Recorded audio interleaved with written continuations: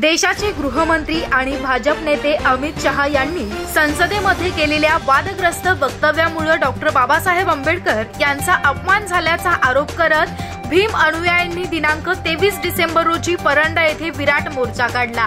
रेवणी भीमनगर येथून तहसील कार्यालयाकडे निघालेला हा मोर्चा महात्मा फुले चौक, मंडई पेठ, शिवाजी चौक मार्गे घोषणाबाजी करत तहसील कार्यालयावर धडकला। माफी आणि राजीनाम्याची मागणी मोर्चेकऱ्यांनी अमित शहा यांनी सार्वजनिक माफी मागावी तसेच गृहमंत्री पदाचा राजीनामा द्यावा अशी ठाम मागणी केली। यापुढे कोणत्याही भाजप नेत्यांनी महापुरुषांविषयी अवमानकारक वक्तव्य केल्यास त्यांना महाराष्ट्रात फिरू देणार नाही असा इशाराही यावेळी देण्यात आला।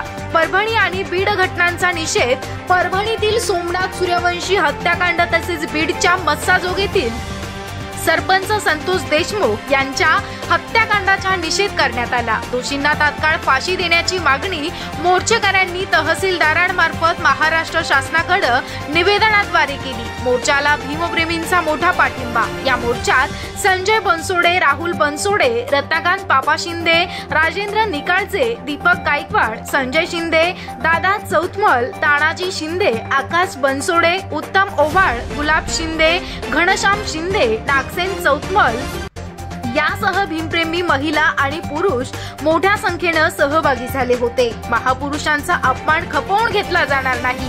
भीम अनुयायांनी महापुरुषांचा अपमान सहन केला जाणार नाही हे ठामपणे सांगत शांततामय मार्गाने आपला निषेध नोंदवला। यामुळे मोर्चाला समाजातील विविध संघटनांचा मोठा पाठिंबा मिळाल्याचं दिसून आलं।